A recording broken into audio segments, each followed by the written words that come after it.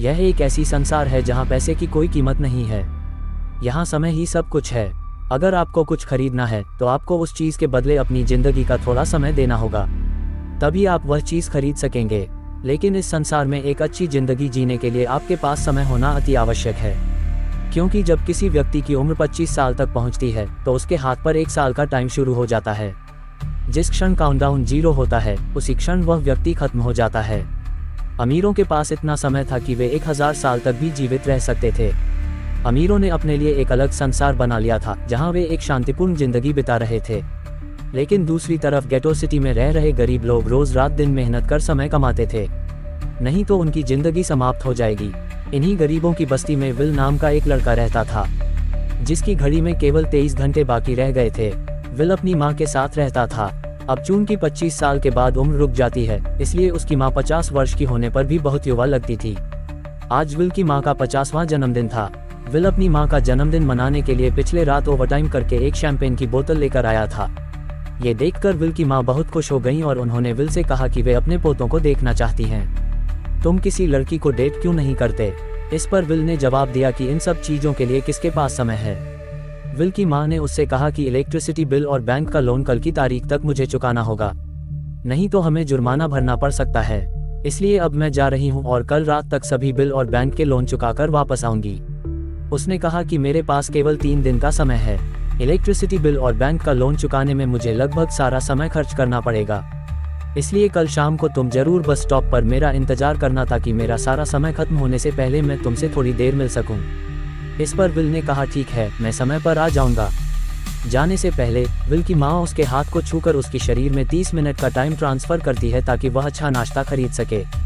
इसके बाद दोनों अपने अपने काम के लिए निकल जाते हैं। रास्ते में एक छोटी बच्ची विल के पास आती है। वह विल को एक कैप्सूल देते हुए उससे थोड़ा समय मांगती है। विल मुस्कुराते हुए उस छोटी बच्ची को कैप्सूल में अपनी जिंदगी के 5 मिनट का टाइम दे देता है और वह चली जाती है। यहाँ हमें पता चलता है कि लोग अपने टाइम को एक कैप्सूल में संचित भी कर सकते हैं, जिससे वे कभी भी इसका उपयोग या ट्रांसफर कर सकते हैं। इसके बाद विल काम पर फैक्ट्री पहुँच जाता है।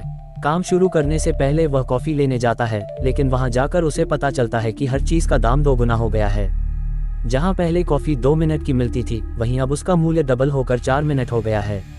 यहाँ किसी भी चीज़ की कीमत अचानक बढ़ा दी जाती है, बिना किसी पूर्व सूचना के। ये चीज़ विल को बहुत खराब लगती है। मजबूरी में विल ने कॉफ़ी के लिए अपनी ज़िंदगी के 4 मिनट खर्च किए और अपने काम में लग गया। पूरे दिन की मेहनत के बाद रात में विल अपने दोस्त के साथ एक बार में जाता है। विल का दोस्त शराब का काफ़ी शौकीन था। वह हमेशा नशे में टल्ली रहता था। विल का दोस्त इशारे से बताता है कि एक आदमी सबको मुफ्त में शराब पिला रहा है और उसके पास बहुत वक्त है। ये सुनकर जब विल ने उस आदमी की तरफ देखा तो उसे चारों ओर लड़कियों ने घेर रखा था। जब विल की नज़र उस आदमी की घड़ी पर गई तो उसने देखा कि उसके पास 116 साल का समय है। ये देखकर विल समझ गया कि वह आदमी ग्रीनिच सिटी से है, क्योंकि गेटो सिटी में लोगों के पास अधिकतम 2 दिन का टाइम होता है। विल उस आदमी के पास गया और उसे चेताने लगा कि यहाँ आपकी मौजूदगी ठीक नहीं है। यहाँ चोरों का खतरा है। ये लोग आपको मारकर आपका टाइम ले जाएंगे, इसलिए जल्दी से यहाँ से हट जाओ। लेकिन वह आदमी विल की बातों को गंभीरता से नहीं लेता और ड्रिंक करने में लग जाता है। तभी उस बार में फोर्टिस नाम का एक गैंगस्टर अपने ग्रुप के साथ आता है, जिसे देखकर सभी लोग बाहर भाग जाते हैं। दरअसल ये शहर का सबसे बड़ा गुंडा है जो लोगों से जबरन समय चुराता है। विल का दोस्त उसे पकड़कर ले जाने लगा, लेकिन विल ने जाने से मना कर दिया और एक कोने में छिपकर सब कुछ देखने लगा। फोर्टिस उस अमीर आदमी से उसका सारा समय लूटने आया था। फोर्टिस उस धनी व्यक्ति को चुनौती देता है कि चलो पंजा लड़ाते हैं और जो हार जाएगा उसे अपना सारा टाइम जीतने वाले को सौंपना पड़ेगा। ये प्रतियोगिता फाइट आर्म रेसलिंग की तरह थी, जिसमें 2 व्यक्ति एक दूसरे की कलाई पकड़ते हैं। जिस व्यक्ति की कलाई नीचे होती है उसका टाइम घटने लगता है और वह टाइम उस व्यक्ति के हाथ में चला जाता है जिसकी कलाई ऊपर होती है। इस तरह जीतने वाला व्यक्ति सभी टाइम को अपने शरीर में स्टोर करके दूसरे व्यक्ति को समाप्त कर देता है। फोर्टिस उस व्यक्ति से पूछता है कि क्या वह इसके लिए तैयार है। इस पर उस धनी व्यक्ति ने कहा कि उसने बहुत ज़्यादा शराब पी रखी है, इसलिए उसे तैयार होने के लिए कुछ टाइम चाहिए। उसके बाद मैं तुम्हारी चुनौती के लिए तैयार हूँ। फोर्टिस जवाब देता है कि ठीक है, ये तुम्हारी आखिरी इच्छा है, जाओ, मैं तुम्हें तैयार होने के लिए कुछ मिनट देता हूँ। फोर्टिस उसके साथ अपना एक आदमी भी भेज देता है ताकि वह भाग न सके। वह धनी आदमी बाथरूम में जाकर बहुत उल्टियाँ करने लगता है क्योंकि उसे काफ़ी चढ़ गई थी, इसलिए अगर वह इस हालत में फोर्टिस से पंजा लड़ता तो उसकी हार निश्चित थी। तभी विल वहां आता है। वह फोर्टिस के आदमी को मारकर उस धनी व्यक्ति को अपने साथ उस जगह से निकाल ले जाता है और उसे सुरक्षित स्थान पर ले आता है। विल ने उस धनी आदमी से कहा कि मैंने तुमसे कहा था कि तुम्हारी जान को खतरा है, तुम जानबूझकर अपना टाइम क्यों बर्बाद कर रहे हो। वह आदमी विल को अपना नाम हेनरी बताता है और उससे पूछता है कि तुम्हारी उम्र कितनी है। विल ने बताया कि उसकी उम्र 28 साल है। हेनरी ने कहा, मेरी उम्र 105 साल है और अब मैं जीवन से थक चुका हूँ। मैंने अपनी जिंदगी में हर चीज का आनंद लिया है और अब मुझे इस जीवन की आवश्यकता नहीं है, मैं जीना नहीं चाहता। ये सुनकर विल ने आश्चर्य से पूछा, तुम आखिर क्या कहना चाहते हो। हेनरी ने कहा, लगता है तुम अब तक सच्चाई से अनजान हो। क्या तुमने कभी सोचा है कि दुनिया में अलग अलग टाइम जोन क्यों बनाए गए हैं? आखिर क्यों तुम्हारे टाइम जोन गेटों में कभी भी चीजों के दाम और टैक्स बढ़ा दिए जाते हैं? वास्तव में महंगाई जानबूझकर बढ़ाई जाती है ताकि गरीब लोग मरते रहें और उनकी मौत का फायदा ग्रीनविच टाइम जोन के धनी लोगों को होता रहे। असल में ये पूरा सिस्टम उन्हीं द्वारा बनाया गया है।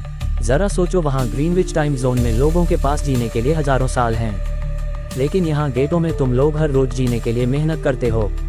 ऐसा इसलिए है क्योंकि उन्होंने तुम्हें ऐसा करने के लिए मजबूर किया है। वे लोग तुम लोगों को ज्यादा टाइम देना ही नहीं चाहते ताकि तुम मजबूरी में उनके लिए काम करते रहो। वे लोग महंगाई बढ़ाकर तुम्हें ज्यादा से ज्यादा टाइम खर्च करने पर मजबूर करते हैं ताकि तुम्हारे टाइम से वे हमेशा जी सकें। उन्होंने अपनी जिंदगी का हर एक दिन गरीबों की मौत से इकट्ठा किया है और मैं ऐसी जिंदगी बिल्कुल नहीं जीना चाहता जो किसी गरीब मजबूर इंसान की मौत से हासिल की गई हो। ये सब सुनकर विल को ये समझ में आया कि हेनरी एक बहुत ही दयालु इंसान है। हेनरी ने विल से पूछा कि अगर तुम्हारे पास मेरे जितना समय होता तो तुम क्या करते।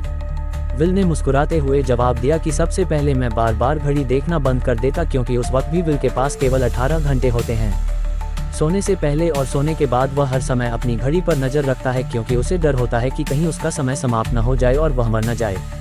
विल ने कहा कि उसकी माँ घर को संभालने के लिए बहुत मेहनत करती हैं। अगर उसके पास हेनरी की तरह इतना अधिक समय होता तो वह अपनी माँ के लिए ग्रीनविच सिटी में एक अच्छा घर खरीदता और वे दोनों वहाँ खुशी से जिंदगी बिताते। इसके बाद विल ने हेनरी से कहा कि आज रात हमें यहीं रुकना होगा, सुबह तक खतरा बीत जाएगा, तब तुम वापस अपने घर जा सकते हो। फिर ये दोनों सो जाते हैं। सुबह उठकर हेनरी देखता है कि विल अभी भी सो रहा है।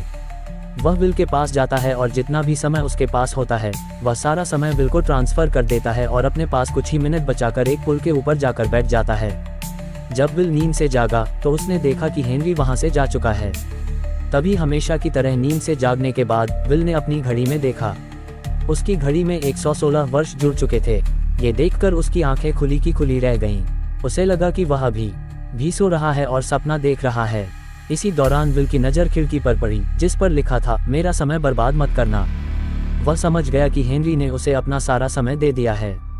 तभी उसने दूर एक पुल के किनारे हेनरी को बैठा देखा। विल जल्दी से हेनरी की ओर दौड़ा, लेकिन अब बहुत देर हो चुकी थी क्योंकि हेनरी के पास अब केवल कुछ ही सेकंड बचे थे और थोड़ी देर बाद वह एक झटके से मरकर पुल से नीचे पानी में गिर गया। विल को हेनरी की मौत का बहुत दुख हुआ। अब विल के पास 116 साल की जिंदगी थी और उसे यह समझ में आ गया कि अगर वह यहाँ रुका तो लोग यह समझेंगे कि हेनरी को इसी ने मारा है। विल जल्दी से अपने दोस्त के पास जाता है। विल का दोस्त विल के हाथ में इतना सारा समय देखकर हैरान रह जाता है। इसके बाद विल ने दोस्ती की खातिर अपने दोस्त को 10 साल का समय दिया। ये देखकर उसका दोस्त दिल से उसका धन्यवाद करता है। विल कहता है कि यहाँ रहना उसके लिए अब उचित नहीं है क्योंकि लंबे समय तक देखे जाने पर कोई भी उसे मार सकता है ताकि उसका समय न छिने। अब वह अपनी माँ के लिए ग्रीनविच सिटी में एक सुंदर घर खरीद सकता है और वहाँ सुरक्षित जीवन बिताएगा। इसके बाद विल अपने दोस्त को अलविदा कहकर निकल जाता है और सीधे उस बस स्टॉप पर जाकर अपनी मामी का इंतजार करने लगता है, जहां 2 दिन पहले उसकी मामी ने उससे कहा था कि वह बिजली का बिल और बैंक का लोन चुकता करके इस बस स्टॉप पर आएंगी। दूसरी ओर विल की मां सभी लोन और बिल्स चुकता करने के बाद घर लौटने के लिए बस में चढ़ गई, लेकिन तभी उसे पता चला कि एक ही दिन में बस की टिकट की कीमत दोगुनी हो गई थी। पहले जहां टिकट 1 घंटे में आती थी वहीं अब उसका समय 2 घंटे हो गया था। ये देखकर विल की मां बहुत परेशान हो गई क्योंकि उसके पास सिर्फ 1 घंटा ही बचा था।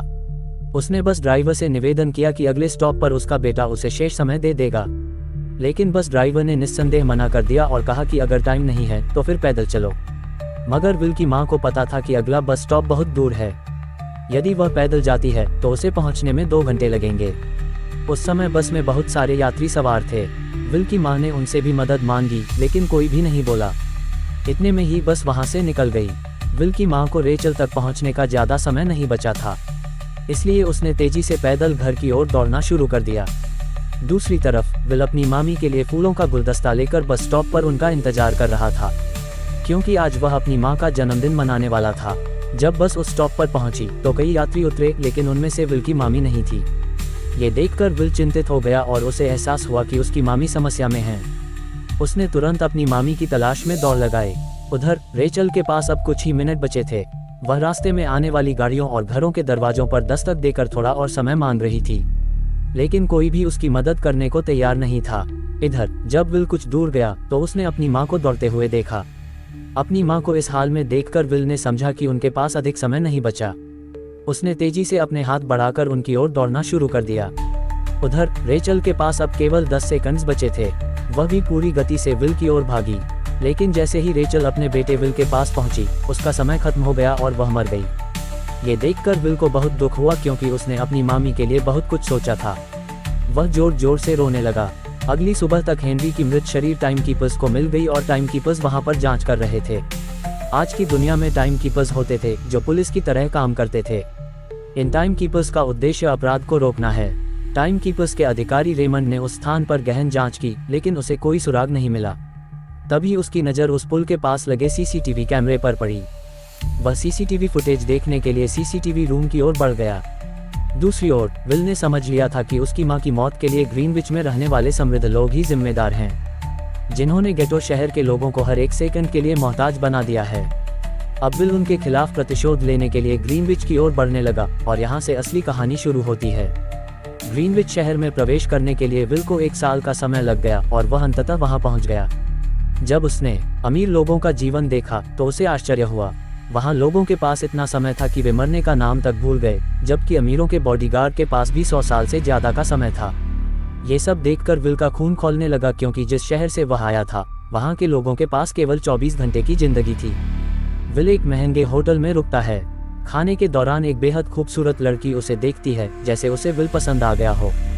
दूसरी ओर टाइमकीपर रेमंड हेनरी की मौत के समय का सीसीटीवी फुटेज देख रहा था। तभी उसने फुटेज में विल को देखा। हालांकि कैमरे ने हेनरी को पुल से गिरते हुए दर्ज नहीं किया था, लेकिन उस फुटेज में विल पुल के पास खड़ा दिखाई दे रहा था, जिससे रेमंड को उस पर शक हो गया। अतः रेमंड ने अपनी टीम से विल के बारे में जानकारी जुटाने को कहा। रिसर्च के दौरान टाइमकीपर्स को पता चला कि विल नाम का एक व्यक्ति बहुत सारा समय खर्च करके ग्रीनविच शहर में प्रवेश कर गया है, जिससे रेमंड को ये यकीन हो गया कि विल ने ही हेनरी की हत्या की है। रेमंड उसी समय अपनी टीम के साथ ग्रीनविच शहर की ओर चल पड़ा। दूसरी ओर ग्रीनविच शहर में विल एक कैसीनो में पहुंचा, जहां कुछ अमीर लोग पोकर खेल रहे थे और विल भी उनके साथ बैठ गया। एक नए चेहरे को देखकर वे उस पर हंसने लगे, लेकिन विल जुआ खेलने में माहिर था। यह उसके लिए अमीरों से पैसे निकालने का एक बेहतरीन मौका था। विल ने फिलिप नाम के एक धनवान व्यक्ति के साथ पोकर की बाजी खेली। फिलिप यहाँ का सबसे धनी इंसान है। उसके पास खुद का एक टाइम बैंक है जो लोगों को उधार पर समय देता है। फिलिप के साथ उसकी बेटी भी बैठी हुई थी, और यही वह लड़की थी जिसने कुछ समय पहले विल को ध्यान से देखा था। जब खेल शुरू होता है तो विल अपनी जिंदगी का सारा समय दांव पर लगाता है और अपनी बुद्धिमत्ता के दम पर वह फिलिप से 1100 साल जीत जाता है। ये देखकर फिलिप की बेटी सिल्विया विल से काफी प्रभावित हो जाती है। उसने विल को अगले दिन रात को अपने घर की पार्टी में बुलाया। फिर अगले शाम विल एक नई कार लेकर फिलिप की पार्टी में पहुंच गया।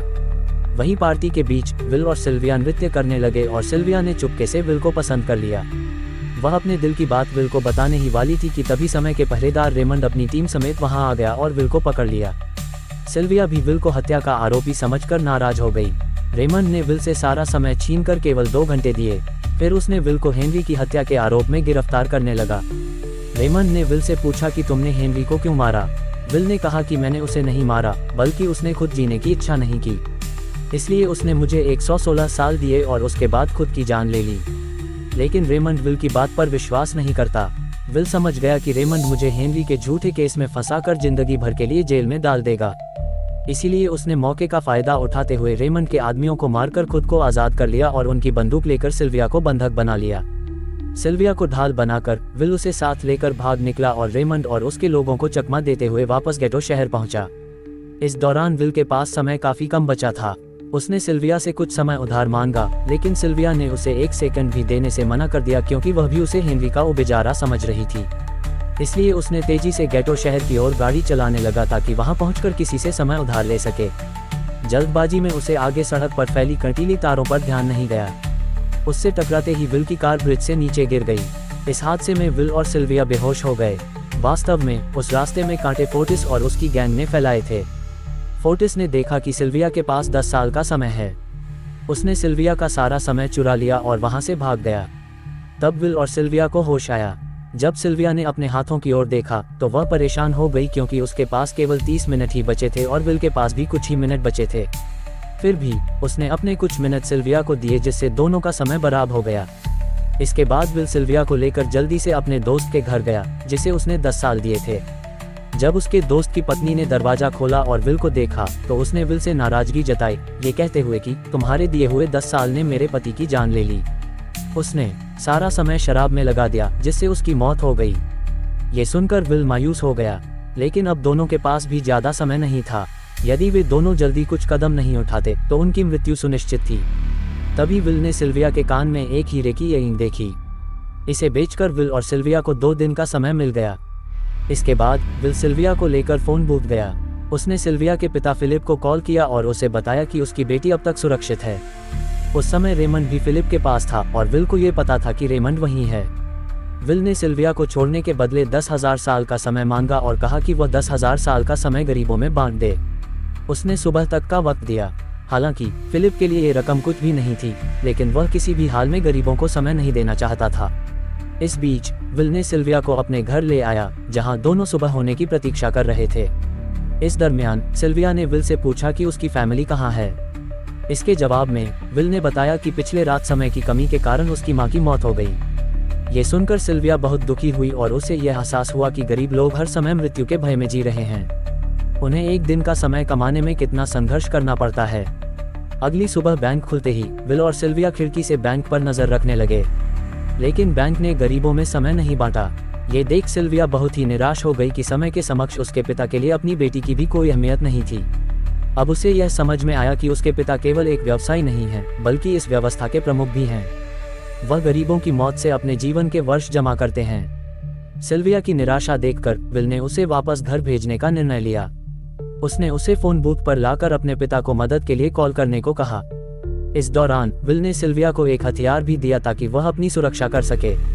वहीं सिल्विया अपने पिता से फोन पर बात कर रही थी कि तभी टाइमकीपर रेमंड चुपके से वहां पहुंच गया और विल पर बंदूक तान दी। जब रेमंड विल पर गोली चलाने वाला था, तभी सिल्विया ने उसे देख लिया और घबराकर रेमंड की ओर गोली चला दी। ये देख विल घबरा गया और रेमंड के पास पहुंच गया। हालांकि गोली रेमंड के हाथ को छूकर निकल गई थी, जिससे उसके हाथ से काफी खून बहने लगा। विल ने रेमंड की घड़ी देखी, जिसमें केवल 2 घंटे बचे थे। वास्तव में टाइमकीपर को भी रोज 1 दिन का समय मिलता था। विल समझ गया कि जब तक रेमंड की टीम वहां पहुंचेगी, तब तक रेमंड बहुत खून बहने के कारण मर जाएगा। इसलिए विल ने रेमंड को 2 घंटे का समय देते हुए उसकी कार लेकर वहां से निकल गया। रेमंड को गोली लगने के कारण अब सिल्विया भी अपराध की सूची में आ गई थी।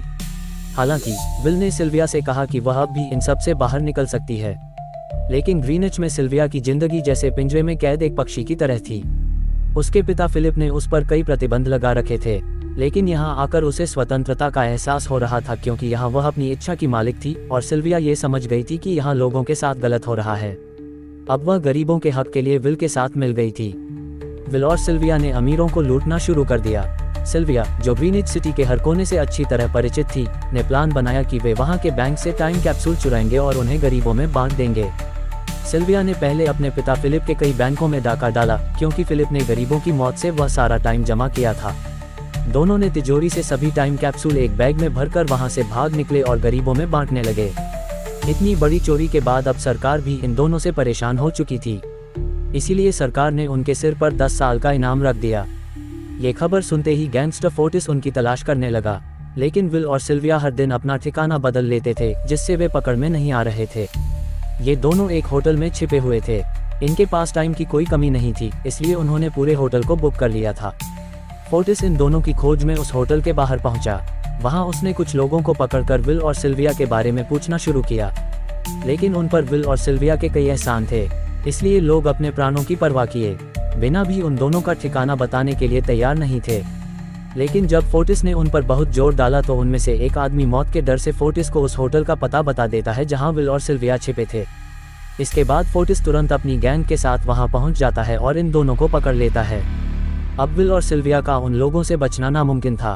फोर्टिस ने विल को एक टेबल पर बैठाकर उसे टाइम फाइट के लिए चुनौती दी। विल समझ गया कि अगर उसने चुनौती से मना किया तो फोर्टिस के लोग उसे मार देंगे, इसलिए क्यों ना आज उसके साथ पंजा आजमाया जाए। फोर्टिस और विल ने एक दूसरे की कलाई पकड़ी और मौत का खेल शुरू हो गया। फोर्टिस एक कुशल खिलाड़ी था। उसने शुरुआत में ही विल का हाथ नीचे किया, जिससे विल का टाइम तेजी से फोर्टिस में ट्रांसफर होने लगा। पर विल ने बिल्कुल भी प्रयास नहीं किया। ऐसा लगा जैसे वह जानबूझकर हार मान रहा हो। लेकिन जब विल के पास अपनी जिंदगी के 3 से 4 सेकंड बचे, उसने अपनी शक्ति दिखाई और एक झटके से फोर्टिस का हाथ नीचे गिरा दिया।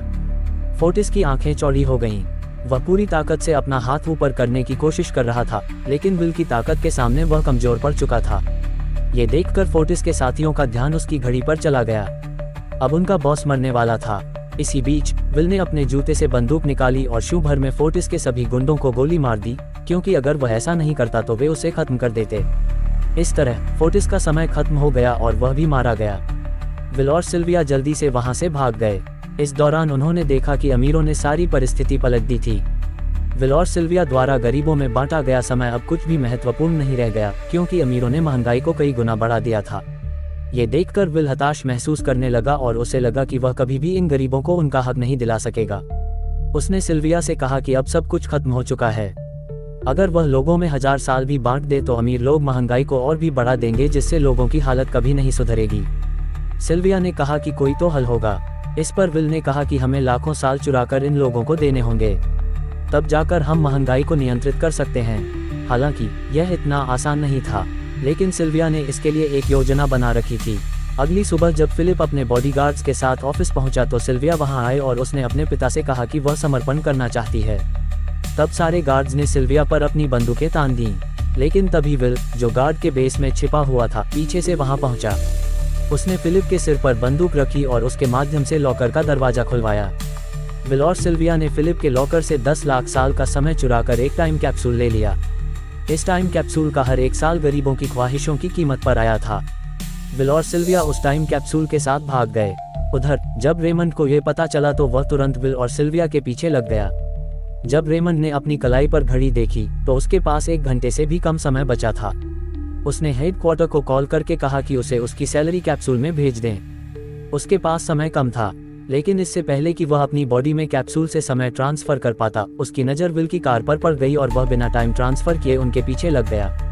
क्योंकि अगर 10 लाख साल गरीबों को मिल जाते तो गेटो टाइम जोन का हर इंसान अमर हो जाता और अमीरों द्वारा बनाए गए पूरे सिस्टम को नष्ट कर दिया जाता। रेमंड ने विल और सिल्विया को पकड़ने के लिए अपनी पूरी कोशिश की, लेकिन वह उन्हें रोक नहीं सका। विल और सिल्विया ने रेमंड को चकमा देकर गेटो शहर पहुंच गए और वह टाइम कैप्सूल एक छोटी बच्ची के हाथों में सौंप दिया। उन्हें ये समझ में आ गया था कि रेमंड सीधे गेटो शहर की ओर आया है, इसलिए वे इस स्थान को छोड़कर एक सुनसान जगह पर चले गए। वहीं उन्होंने गेटो शहर के नागरिकों में कई साल बांटकर उन्हें अमर बना दिया था, लेकिन इन दोनों के पास बहुत कम समय बचा था। दुर्भाग्यवश उसी समय रेमंड ने उन्हें पकड़ लिया। रेमंड ने विल को धमकी दी, अगर तुम्हारी जान की कद है तो तुम्हें चुराया हुआ सारा टाइम वापस करना होगा। उस समय विल ने अपने घड़ी का समय रेमंड को दिखाया। उनके पास अब कुछ ही मिनट बचे थे। विल ने रेमंड से कहा, क्या तुम भूल चुके हो? याद है जब तुम मरने वाले थे मैंने तुम्हें कुछ टाइम उधार दिया था, तुम्हें मुझे टाइम लौटाना चाहिए। ये सुनकर रेमंड को याद आया कि उसने विल और सिल्विया को पकड़ने की जल्दी में अपने टाइम पर ध्यान नहीं दिया। जब उसने अपनी घड़ी पर देखा तो उसके पास केवल 5 सेकंड बचे थे। धीरे धीरे ये भी समाप्त हो गए और रेमंड मर गया। विल और सिल्विया तो बच गए, लेकिन उनके पास अब केवल एक मिनट ही रह गया था। उस सुनसान इलाके में उनकी मदद करने वाला भी कोई नहीं था। उनकी मौत साफ साफ सामने खड़ी थी। मायूस होकर उन्होंने एक दूसरे को गले लगाया और तभी विल की नज़र रेमंड की कार पर पड़ी। वह फौरन कार की ओर दौड़ा और वहां पहुंचकर उसने रेमंड की सैलरी का टाइम अपनी घड़ी में ट्रांसफर कर लिया। इसके बाद वह सिल्विया को टाइम देने के लिए उसकी तरफ दौड़ने लगा। सिल्विया भी तेजी से विल की ओर दौड़ रही थी। उसके पास कुछ ही सेकंड बचे थे। ये बिल्कुल उसी तरह का क्षण था जिस तरह से विल ने अपनी मां को खोया था। विल अपनी मां को तो खो चुका था, लेकिन वह सिल्विया को नहीं खोना चाहता था। विल सिल्विया के काफी करीब पहुंच चुका था, लेकिन उसी समय सिल्विया विल की बाहों में गिर पड़ी। सौभाग्यवश विल ने सही समय पर सिल्विया का हाथ पकड़ लिया, जिससे उसकी जान बच गई। विल और सिल्विया के कारण अब डेटन शहर के सभी लोग अमर हो चुके थे। अब उन्हें एक घंटे कमाने के लिए फैक्ट्रियों में काम करने की आवश्यकता नहीं थी। वे सभी अपने सपनों को साकार करने ग्रीनिच शहर की ओर निकल पड़े, जिससे अमीरों द्वारा बनाया गया सारा सिस्टम ध्वस्त हो गया। इसी के साथ ये कहानी समाप्त होती है।